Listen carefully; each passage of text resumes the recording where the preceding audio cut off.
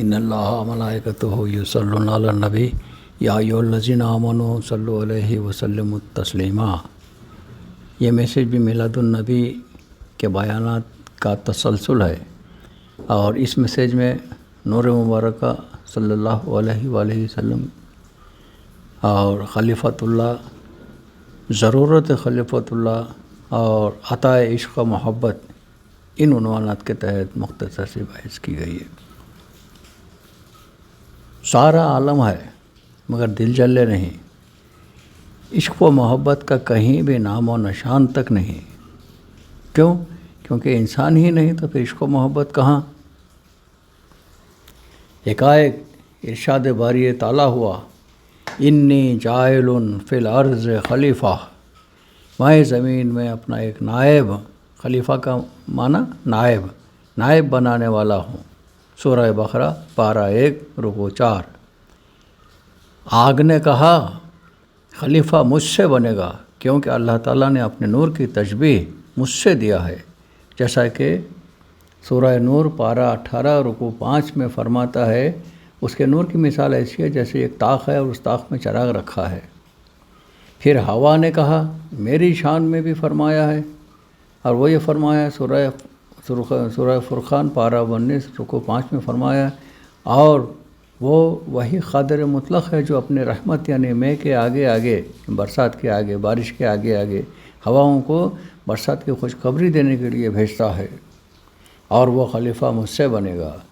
پانی نے کہا کل شیء حی من الماء، ہر چیز پانی سے زندہ ہے، میری شان یہ ہے کہ خلیفہ مجھ سے بنے گا۔ خاک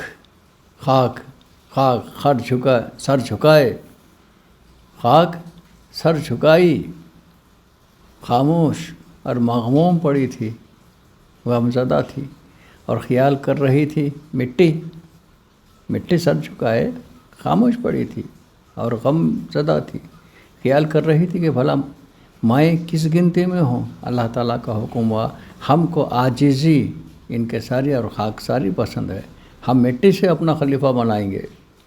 سب کو تعجب ہوا کہ خلیفہ کی کیا ضرورت ہے۔ اللہ تعالیٰ کا ارشاد ہوا بادشاہ کو جہاں شوکت و عظمت دکھانے کے لیے خدم و حشم یعنی خادمان اور خدمتگاروں کی ضرورت ہے، وہیں بادشاہ کے لیے ایک مونس و محرم راز کی بھی ضرورت ہے، تاکہ عشق و محبت کا لطف اٹھایا جائے۔ سارا عالم خدم و حشم کی طرح ہے، یعنی خادم و خدمتگاروں کی طرح ہے، جس سے میری قدرت اور سلطنت ظاہر ہوتی ہے،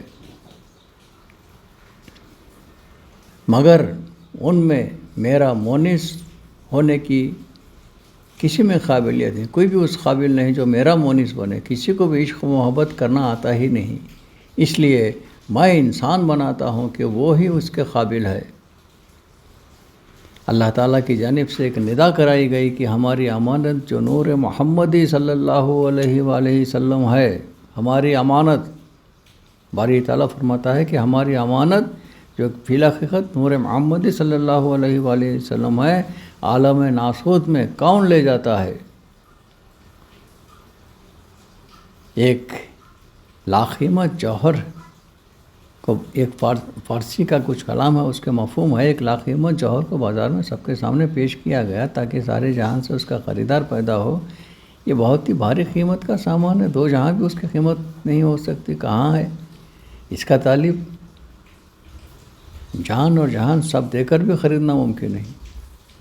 اللہ تعالیٰ قرآن مجید سورہ احزاب پارہ 22 میں فرماتا ہے ہم نے نور محمد صلی اللہ علیہ وآلہ وسلم کو جو ہماری امانت ہے آسمانوں پر اور زمین پر اور پہاڑوں پر پیش کیا۔ سورہ احزاب پارہ 22۔ اس امانت کا اٹھانا کسی سے بھی نہ ہو سکا۔ حملہ انسان نے ارادتاً بلا تعمل اس امانت کو اٹھا لیا۔ فارسی شعر ہے، بانشیں بر دل ویران ہم اے گنج مراد، کہ من ای خانہ بسودائے تو ویراں کردم۔ مفہوم یہ ہے کہ خزانہ ویرانے میں رہتا ہے، اس ویران دل میں، تو اس ویران دل میں، دل کو ویران کیوں کہتا ہے شاعر؟ ویران اس بات سے کہ دنیا جہاں سے ہاتھ اٹھا لیا ہے، مکمل سرکار کا ہو چکا ہے، خزانہ ویرانے میں رہتا ہے، اس ویران دل میں تو جو مثل خزانے کے ہے آجا، اے خزانے میں تیرے ہی آنے کے لیے اس دل کے گھر کو ویران کر رکھا ہے دنیا سے۔ بھلا انسان خاکی کہاں اور نور محمدی کہاں؟ اس لیے فرمایا انہو کانا ظلومن جہولا، سورہ احزاب پارہ 22 رکوع 9۔